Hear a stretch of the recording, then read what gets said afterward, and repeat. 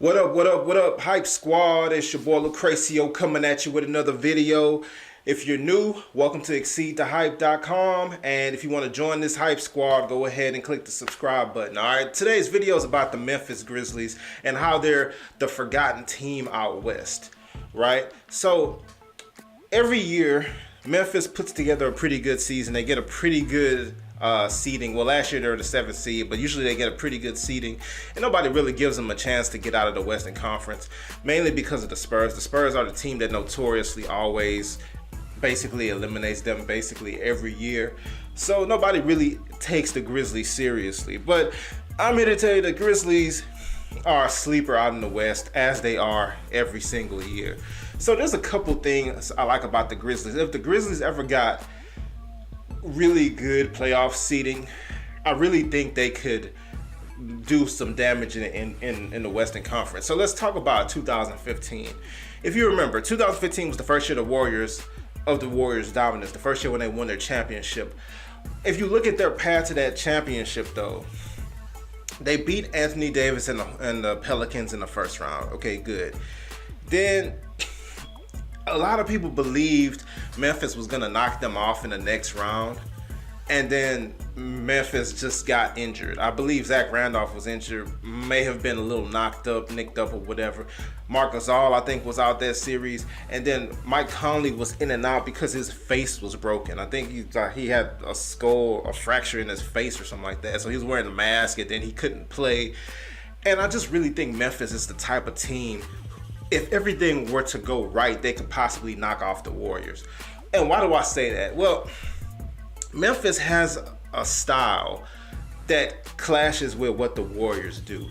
The Warriors kind of pull you out, kind of like the Floyd Mayweather thing. They pull you out to deep water and drown you, right? Because I'm talking about the Warriors, because the Warriors play at a pace that is enticing for teams to try to follow, and then when you try to follow, they blow you out the water, basically. Memphis is not a team you could really do that with, because obviously they're very good defensively. First of all, they have a lot of wing players. They have a lot of tough wing players. They're not the most known guys out there, but they're tough, they're long, they're strong, they're quick, and they can defend on the perimeter, and they can guard multiple positions. They have a lot of guys like that on Memphis. Then the other good thing about Memphis is that their pace always is under control.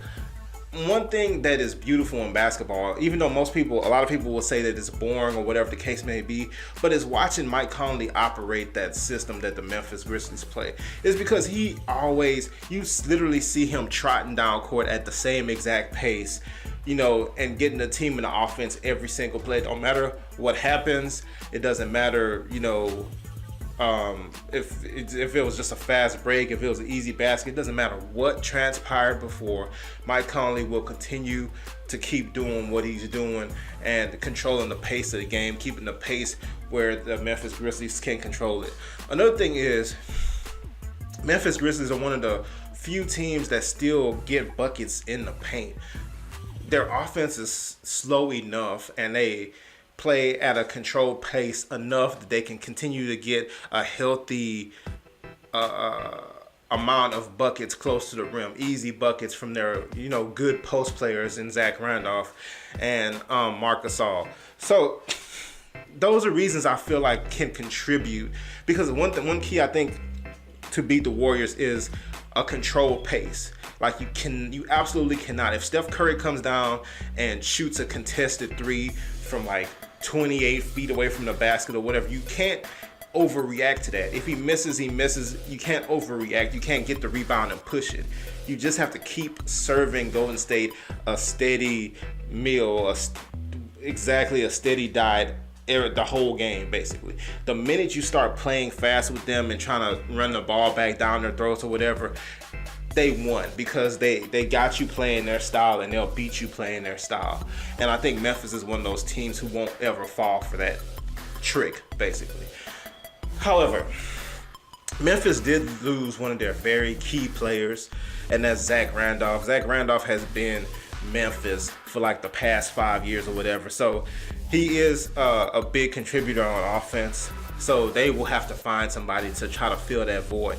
I personally think even though this person probably can't fill the void necessarily, I personally think they should go after Jahlil Okafor of the Philadelphia 76ers. Jahlil Okafor is an unwanted man there. He's not going to get the minutes that he wants unless people get hurt. And basically, he's not part of what they're trying to do as far as being a star there. What I believe Jahlil Okafor can do. Now, Jahlil Okafor is not a perfect player by any stretch of the imagination.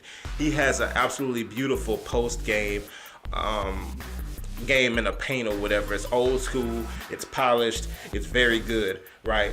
However, nobody uses that. Memphis is one of those teams who still play that style of basketball and could use them. Memphis is also good enough with some of their other players and their defensive concepts that they could not hide him on defense, but they can make up for some of his shortcomings on defense. Now, one thing he will have to do, he will have to become a better rebounder. I still, to this day, he's almost 7 feet tall. I still don't understand why he's not a better rebounder. So he will just need to improve that and get some more boards. But I think Memphis is a team, because Memphis sorely needs offense always. There's been the same story for many years now.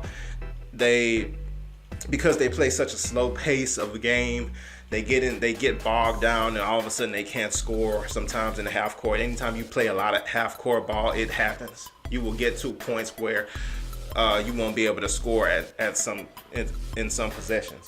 So having somebody who's a very, very good post scorer to get you some easy buckets will help you out a lot. So let's talk about this Memphis roster.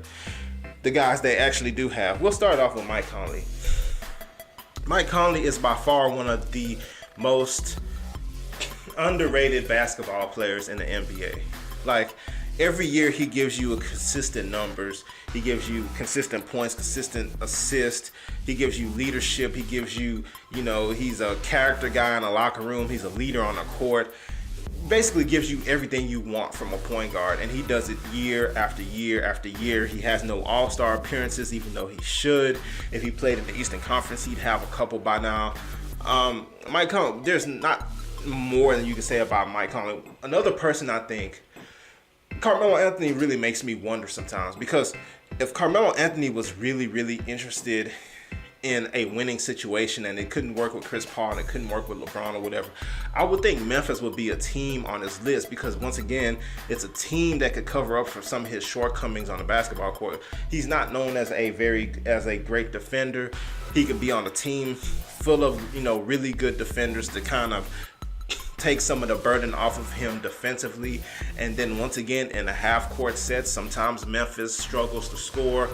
Carmelo Anthony is easy buckets in that exact situation. And I personally think Mike Conley is like his basketball soulmate. Their games would fit perfectly together. And Memphis, it would make Memphis that much more legit. But hey, nobody thinks about that. Carmelo Anthony probably isn't interested in joining the Memphis Grizzlies. But anyway, that aside, Mike Conley, if you're trying to build a team around a point guard or whatever, he's the perfect guy to do it. They also drafted Dylan Brooks this year from Oregon. He's going to help them out a lot. He is somebody who can provide some offense. The knock on him in the draft was that he's probably not the most athletic guy or whatever, but he can get buckets. He's a high IQ basketball player. I think he fit in fine. I'm sure he'll be able to defend with his size and length as well.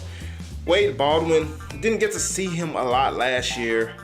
He was their, wasn't a lottery pick, but he was their first round pick last year. I'm looking forward to seeing more from him this year. Mario Chalmers is going to be fighting for minutes in that backcourt. Troy Daniels is a sharpshooter, somebody who can space the floor a little bit for those guys. You can never have enough floor spacers, especially if you're the Grizzlies and you try to play two bigs or whatever. Deontay Davis, he's a player who was slept on in the draft. Once again, I didn't get to see him a lot last year, but I'm pretty sure if he's taking the coaching right, and he will develop into a pretty good player eventually. James Ennis III, definitely a player who, one of those D-League type guys that Memphis loves. The analytics crew in Memphis actually always, goes after. He's somebody, I don't know exactly what his potential is offensively. I know he can be a very good defender, and he's one of these long, lengthy wing players or whatever who it's always useful to have, and he can definitely defend. I don't know what his potential offensively is, and he's one of these Memphis guys that if you play against a good team, they'll give up, the shooting from guys like James Ennis or whatever. Tyreke Evans was one of their off-season acquisitions. To me, it's kind of curious as to why they were interested in Tyreke Evans. He's somebody who can, get to the basket and things of that nature. He's not a great outside shooter, so I don't really. And he's somebody who wants to be the ball handler all the time. I don't really see how that fit works, but we'll see. We'll see on that with the actual on-court product. You have Marc Gasol, one of the premier centers in the NBA. He's not the fastest guy, but can shoot from the three-point line. Can also get buckets in the paint. Can get buckets from mid-range. Is a good passer, is a very smart player. He could basically do a lot on the court, and if you have him, he would obviously give you a big advantage when it comes to winning basketball games. Andrew Harrison, somebody who can come off the bench and get buckets. You got Ben McLemore. They just added him. Has a very good three-point shot. I always expect him to shoot a better percentage from three, because his actual three-point stroke is a work of art. But somehow, for whatever reason, he doesn't shoot that accurately from three up to this point. Hopefully, he can raise those percentages up this year. He'll get more opportunities with this team. Chandler Parsons. A couple seasons, they paid Chandler Parsons a whole lot of money, and I'm trying to figure out exactly when they're going to get a return on their investment. He was good when he was with the Rockets a long time ago. It's been years. It's been 2 contracts since he played for the Rockets as a second-round pick and was a standout. 2 full contracts that we haven't got any production from Chandler Parsons. Maybe this will be the year that he has another breakout season, because, once again, it's been 2 contracts. 2 full large contracts that he's gotten, one with Dallas and now with Memphis, since he was with Houston. It's absolutely insane. Now, he has been hurt in it. To be fair, he has been hurt as well, but still 2 full contracts. Then you have guys like Wayne Selden. We'll see what we can get out of him this year. And Brandon Wright, he's somebody who had sparks throughout his career. With Dallas, he had a season where he was, pretty good. He's really long. He's really athletic. He's really agile and things of that nature. He's not really a shooter, but he can score buckets around the basket. He can set some good screens, and he's good at rolling to the basket. So he's somebody who could also help. But once again, it's not the sexiest lineup that Memphis has rolling out there. They do need more shooting. They will always need more shooting. And I'd like to see them get another post player. Like I said earlier, Jahlil Okafor would help this team out, in my opinion, quite a bit. And they would help him out quite a bit. He could possibly you could start to see the standout player that won a national championship at Duke in college. But ultimately, in my opinion, I think Memphis will be better than anybody thinks. They won't be a high seed necessarily, but they'll be a lower seed in the Western Conference who could possibly do some damage if they get a little bit of traction up going. All right, let me know what you think. Leave your comments if you agree, disagree. Like the video if you've enjoyed this content. And as always, to join the Hype Squad, all you got to do is subscribe. All right, see you next time.